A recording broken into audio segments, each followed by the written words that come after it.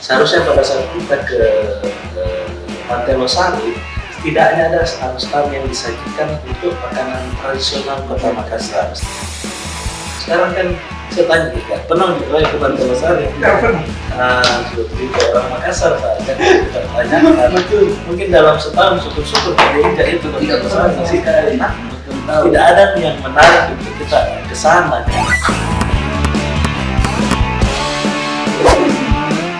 Baik, kembali lagi di ruang tamu dan sekarang di samping saya ada Bapak Ari Ashari Ilham, anggota Komisi B DPRD Kota Makassar. Iya. Selamat datang, Pak. Iya ya. Kita sengaja undang Pak Ari, kebetulan dari Komisi B. Nah, kita mau tahu dulu bagaimana sebenarnya concern Komisi B sekarang gitu. Iya.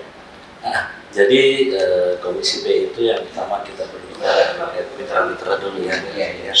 Nah, Komisi B itu kan yang pertama kita berbicara dengan Bapenda terkait pendapatan daerah, kemudian dinas pariwisata, dinas koperasi, kemudian dan terusnya. Ya. Sehingga memang kita lagi fokus untuk bagaimana tentunya setelah pasca COVID ini kita berharap bahwa pemulihan ekonomi itu sudah mulai berlari kencang lagi sehingga pendapatan daerah di Kota Makassar bisa lebih kita genjot lagi. Nah, salah satu yang paling utama bagaimana kita menjadikan Kota Makassar ini menjadi kota tujuan pariwisata pertama. Karena selama ini kan kita melihat bahwa Kota Makassar ini hanya menjadi kota transit. Iya, pada saat orang mau berwisata misalnya ke Pantai Bira, ke Toraja dan sebagainya. Padahal di Kota Makassar ini kan kita tidak kalah sebenarnya kekayaan alamnya untuk dijadikan destinasi wisata yang tentunya bisa menjadi pendapatan baru untuk Kota Makassar. Seperti itu. Nah, sekarang sebenarnya kalau Kakak Ari lihat kondisi wisata, destinasi wisata di Kota Makassar itu bagaimana sebenarnya? Iya, jadi saya harus mengatakan bahwa terus terang saja objek wisata di Kota Makassar ini baru disentuh oleh kepala dinas yang baru ini. Sehingga saya sangat apresiasi kepada Bapak Bung yang sudah dengan tangan dingin beliau, dia sudah berusaha untuk bagaimana memoles objek-objek wisata yang potensi di Kota Makassar untuk bagaimana bisa menjadi daya tarik untuk wisatawan yang akan berkunjung ke Kota Makassar, baik itu wisatawan domestik maupun internasional. Contoh saja bahwa selama ini di pesisir pantai yang kita punya kan, mulai dari Pantai Biru, Pantai Ayumamiri, Pantai Bayam, dan Pantai Layar Putih.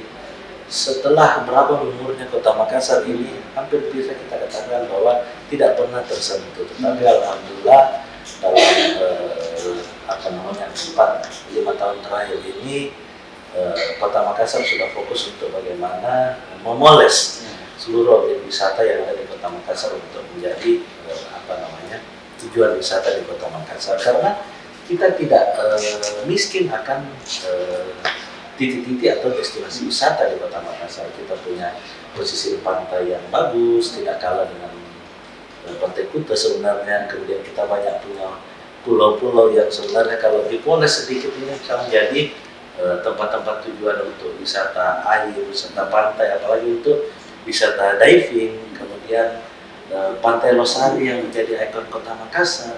Pada saat kita ke Pantai Losari kan kita hanya melihat tempat saja kan. Sebenarnya ini kalau kita poles kemudian kita jual, ini kan bisa menjadi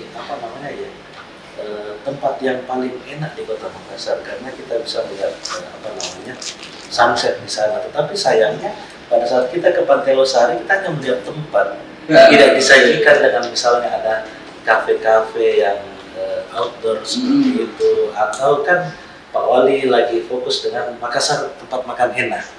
Seharusnya pada saat kita ke Pantai Losari setidaknya ada stand-stand yang disajikan untuk makanan tradisional Kota Makassar, sehingga pada saat kita ke Pantai Losari orang bisa mencicipi apa sih sebenarnya tempat makan enak ini, apa saja makanan enak yang cuma satu macam bersama Makassar. Nah, seperti itu. Ini kan anjungan Pantai Losari ini kan sangat luas kan, sehingga saya berharap bahwa ada satu tempat yang bisa dijadikan food court, di mana food court itu dipoles dengan nuansa-nuansa outdoor yang kekinian, kemudian yang catching, kemudian ini dijadikan tempat ngumpul baru untuk anak-anak muda kita, tetapi ya jualannya harus makanan tradisional khas Kota Makassar. Kebetulan bicara soal Pantai Losari, sebenarnya di sana saya setuju dengan sebenarnya itu spot wisata utama yang ada di Makassar. Dia sudah jadi ikon.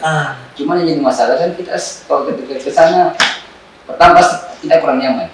Betul.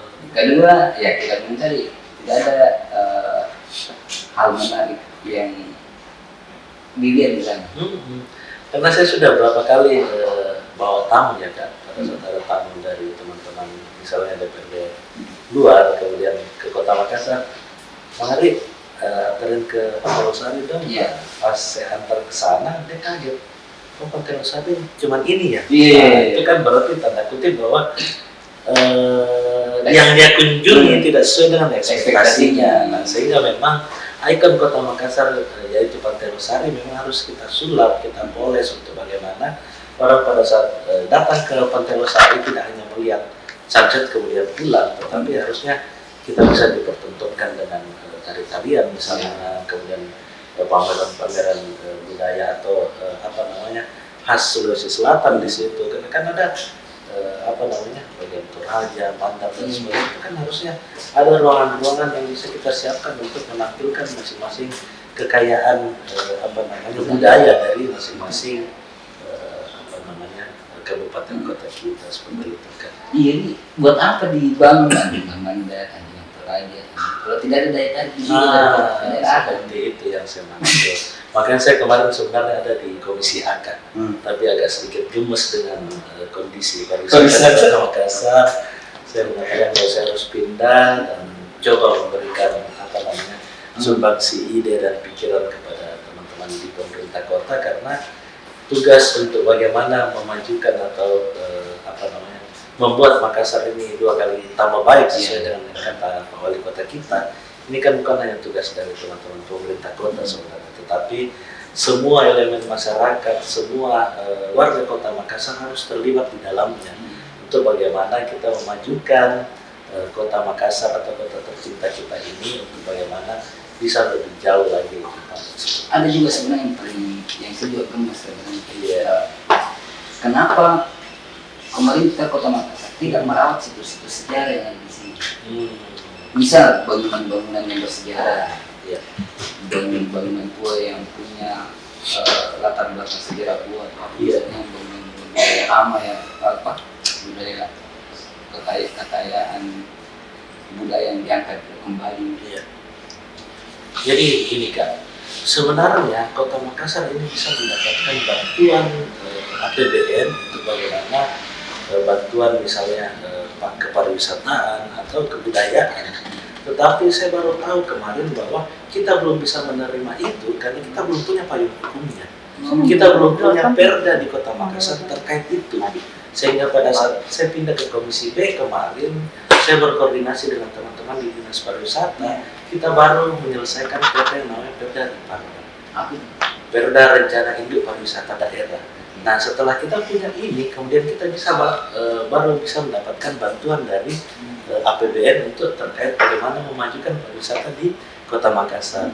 Alhamdulillah kemarin saya sebagai pimpinan pansusnya dan sudah berhasil menyelesaikan dengan teman-teman anggota pansus untuk menyelesaikan perda ini, sehingga insya Allah kedepannya pembangunan pariwisata kita tidak hanya mengandalkan anggaran dari APBD Kota Makassar, tapi kita sudah bisa menjemput yang namanya bantuan-bantuan anggaran nasional. Kemudian di bawah ini nanti tentunya ada turunan-turunan lagi perda-perda yang untuk mengatur terkait kita akan membuat zonasi kan, sehingga Makassar ini bisa menjadi betul-betul kota tujuan wisata. Karena kenapa Bali yang maksudnya lebih kecil dari kita tetapi bisa menjadi tujuan wisata nasional, internasional. Kenapa? Karena mereka terfokus, ada focusing. Misalnya mereka mau ke pantai itu tertata betul fasilitas untuk penunjangnya, kemudian seluruh lorong di sana hidup kan. Kenapa? Karena mereka menjaga yang paling pertama adalah kebudayaannya. Nah, Makassar itu yang kaya dengan budaya, seharusnya kita bangga dengan budaya kita yang ada. Bukan ini budaya pelan-pelan dihilangkan, kemudian kita memaksakan untuk negara modern, kota modern dan sebagainya. Tetapi ini yang harusnya, kalau kita mau menjadi kota tujuan wisata, yang paling pertama itu kita harus jaga dalam budayanya. Yang kemudian bagaimana kita mengajak masyarakat untuk menciptakan suasana kota Makassar ini yang paling pertama aman. Karena orang pasti akan takut ke Makassar. Itu Kak yang selalu ada di pikirannya orang adalah Makassar itu kota yang kasar. Betul. Sebenarnya kan Makassar itu adalah kota yang paling setia kawan. Kan? Dimana kita orang selalu bilang adalah sirikku untuk jaga semua keluarga besar seperti itu. Sehingga memang masih banyak hal-hal yang harus kita ubah pelan-pelan untuk bagaimana memajukan pariwisata di kota Makassar. Banyak ya sebenarnya. Banyak sekali. Kita bicara pariwisata alam, pariwisata budaya, wisata sejarah. Nah, yang kelihatan sekarang baru wisata alamnya. Betul. Nah, wisata budaya dan wisata sejarah ini betul-betul belum kelihatan. Kadang-kadang saya iri ketika saya misalnya ke Jogja. Jogja itu betul-betul dia merawat budayanya. Situs-situs sejarahnya dia diambil dan itu yang menjadi daya tarik tersendiri di Jogja. Iya, betul. Itu yang harus kita pelajari, bahwa kota-kota yang maju tempat wisatanya adalah kota-kota yang dimana mereka memperhatikan para budayawan. Di kota Makassar kan hampir kita belum melihat bahwa pemerintah kota ini memelihara dengan baik para seniman, budayawan dan sebagainya. Pada saat ini kita perhatikan, otomatis dia akan memberikan kontribusi balik untuk pemerintah kota Makassar untuk bagaimana memberikan ide-ide, kemudian mengajak juga para turunan leluhur untuk bagaimana menghidupkan kembali budaya-budaya di kota Makassar yang ini bisa kita jual semua. Itu saya katakan tadi, pada saat kita memoles Pantai Losari misalnya, setiap minggu sore kita gantian memberikan kesempatan untuk adik-adik yang kita kan banyak kelompok tari kan di kota Makassar, tetapi mereka tidak terekspos karena mereka hanya diberikan tempat kecil di sanggarnya masing-masing untuk bagaimana para dia aja yang melihat. Tetapi kalau kita memberikan space untuk mereka latihan tari atau mereka mempertontonkan budaya-budayanya masing-masing, itu Pantai Losari akan jauh lebih ramai, jauh lebih maju. Tiap minggu ada kegiatan, ada pegelaran budaya nih. Betul. Entah setiap malam minggu atau minggu sore, sehingga pada para calon wisatawan ini sudah ada agenda yang rutin. Dia bisa tahu, oh saya mau ke Makassar, oh nanti hari ini sekarang saya mau lihat, oh ada tarian ini, ada ini, ada ini dan sebagainya. Kalau itu bisa jalan, saya bisa bayangkan berubah yang itu. Harus kita dengan yang kita bilang tadi, ada food misalnya yang kekinian konsepnya. Iya, itu kan kita bisa sewakan sebenarnya. Pada uang dari sewa itu kan bisa menjadi pendapatan baru bagi pemerintah kota. Tetapi ya tentunya dengan kajian-kajian untuk bagaimana tidak mengotori dan tetap menjaga kebersihan lingkungan di situ. Saya yakin dan percaya pada saat ini disuasanakan, pasti mereka akan lebih tertib. Kenapa? Karena pada saat mereka melanggar aturan-aturan, kita bisa cari di sini yang kita carikan orang lain yang mengisi tempat itu. Bisa kita misalnya ada Starbucks di situ, kemudian ada kopi-kopi tradisional kan kita ada Dehanas, ada Asara dan sebagainya, ada kue-kue tradisional, ada coto, ada kondro, ada mie. Pasti yakin mungkin kita juga mungkin orang Makassar tidak paham kalau Losari kalau begitu sekarang kan saya tanya Kak, pernah juga ke Pantai Losari? Tidak pernah. Seperti orang Makassar saja kita tanyakan. Mungkin dalam setahun syukur-syukur tidak diinjak itu tidak pernah sekali. Tidak ada yang menarik untuk kita ke sana. Kenapa? Karena dari tak kecil sampai sekarang begitu.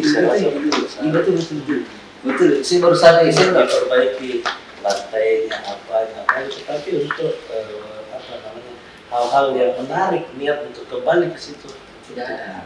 Tidak ada yang benar. Yang dilihat cuma bangunan tuh. Suasana pantai juga tidak terasa. Nah, ini sekarang ada beberapa spot wisata yang dimiliki oleh Ya, sebenarnya Makassar itu kan banyak sekali destinasi atau tujuan wisatanya kan.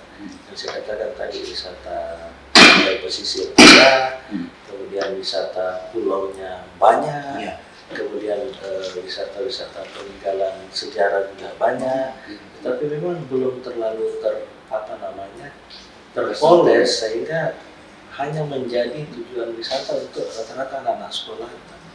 Anak-anak sekolah kita yang bagaimana mereka mengenal bahwa di Kota Makassar itu ada peninggalan sejarah. Tetapi kalau untuk menarik niat dari para wisatawan dari luar, contoh kecil domestik saja, belum terlalu menarik ini untuk bagaimana mereka kunjungi. Mereka rata-rata kalau ke Makassar kemudian mau melihat peninggalan sejarah, mereka ke Toraja. Kemudian mereka kalau mau menikmati wisata pantai, mereka ke Bira, Bulukumba. Atau kalau ada yang mau pergi mandi-mandi berenang, banyak yang ke Barono, ke Jawa dan sebagainya. Ini kan sebenarnya kita Makassar malu. Kenapa? Karena kita sebagai ibu kota di sini, ini kita malu karena orang lebih memilih untuk menjadikan Makassar sebagai kota teratas. Itu yang kita bilang tadi, sebenarnya di sini, apalagi kalau kita bicara situ sejarah, peninggalan kemerdekaan itu banyak sekali. Salah satunya kan Benteng Rotterdam juga kan begitu-begitu. Iya, sekarang orang siapa yang mau ke sana? Kok kita sama dengan kondisi situasi Pantai Lestari, kita saja orang Makassar.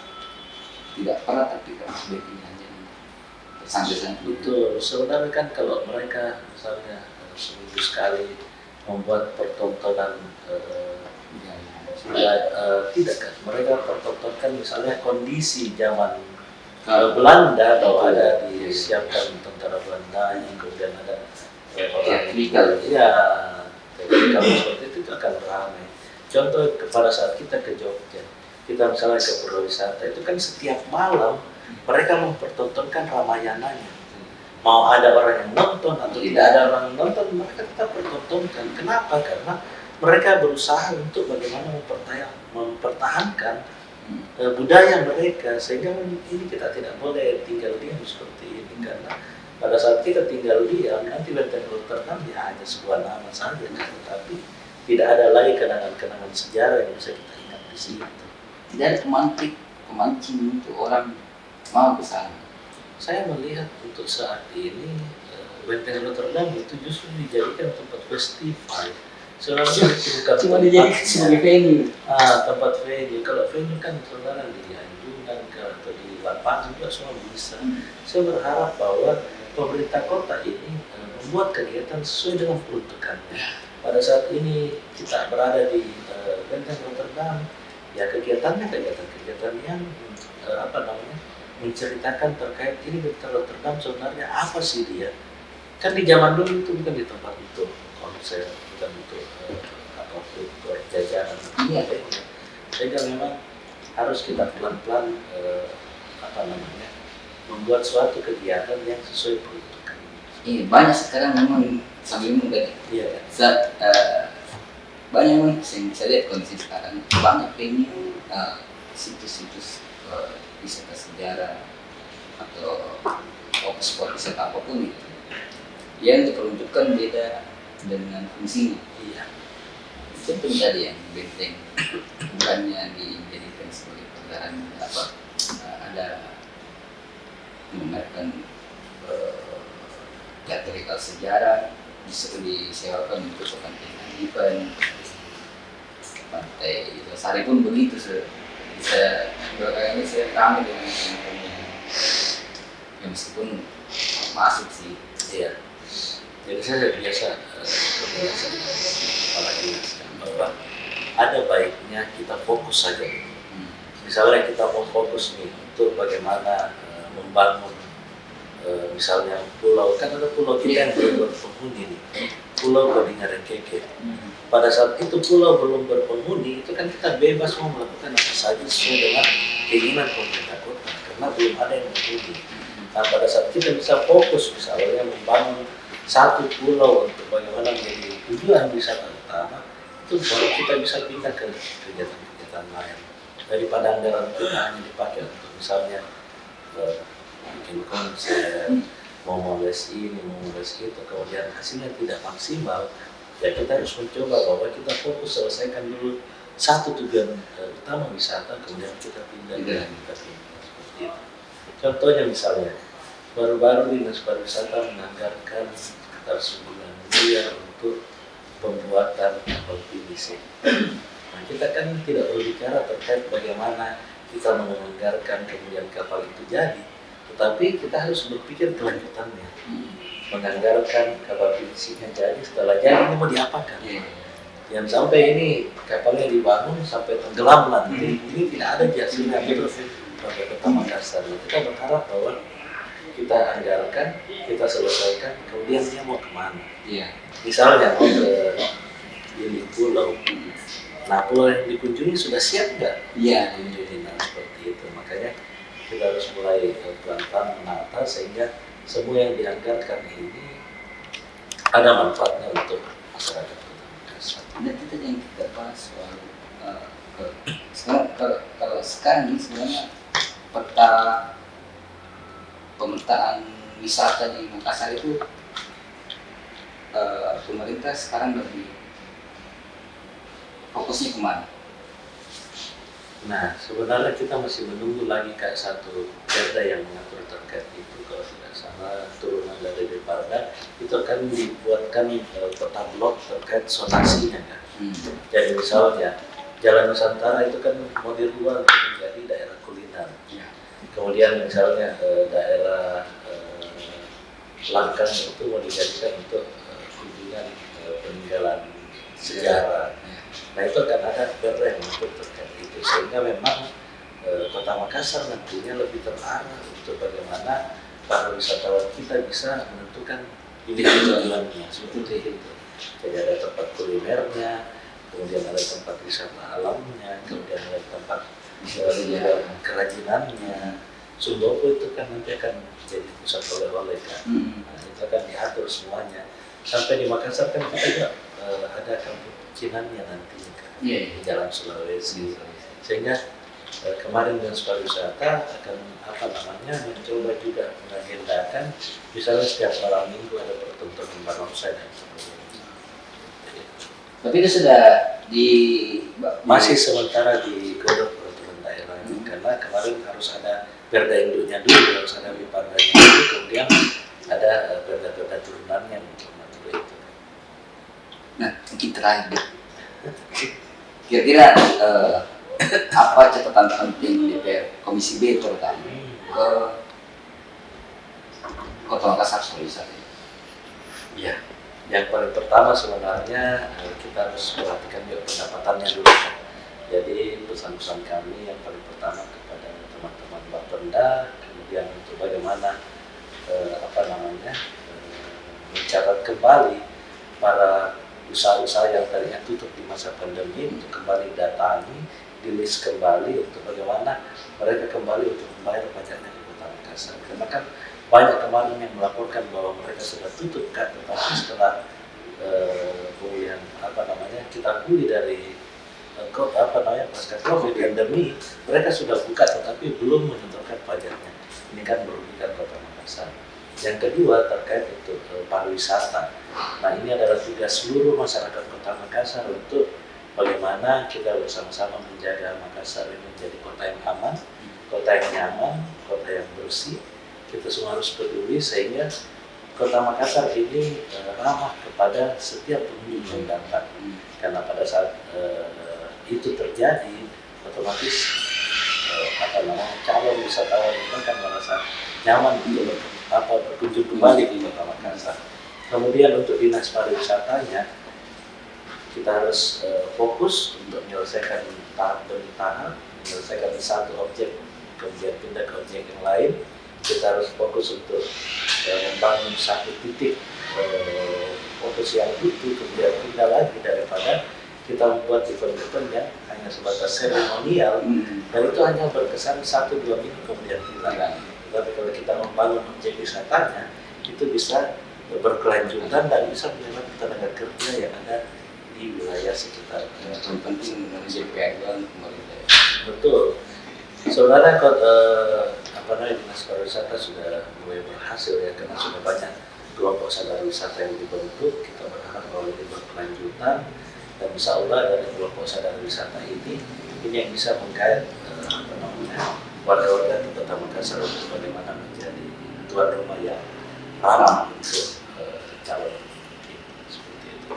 Baik, semoga saran-saran dari Pak Arin bisa diaplikasikan oleh pemerintah kota, khususnya dinas pariwisata. Dan kita sebenarnya juga berharap dunia pariwisata Makassar bangkit ya, bisa bersaing dengan daerah-daerah lain yang memang lebih berjaya dengan wisatanya. Minimal Pantai Losari menurut Iya, selesaikan. Ini Hanya tempat saja. Pancing dulu ke Losari untuk nongkrong kembali. Betul. Kari, terima kasih banyak waktu tadi. Siap, Pak. Nanti kita undang lagi kalau ada yang mau dibahas soal wisata. Kalau ada yang ingin sedikit. Oke, demikian perbincangan saya dengan Kak Kari. Sampai ketemu di ruang tamu. Assalamualaikum warahmatullahi wabarakatuh.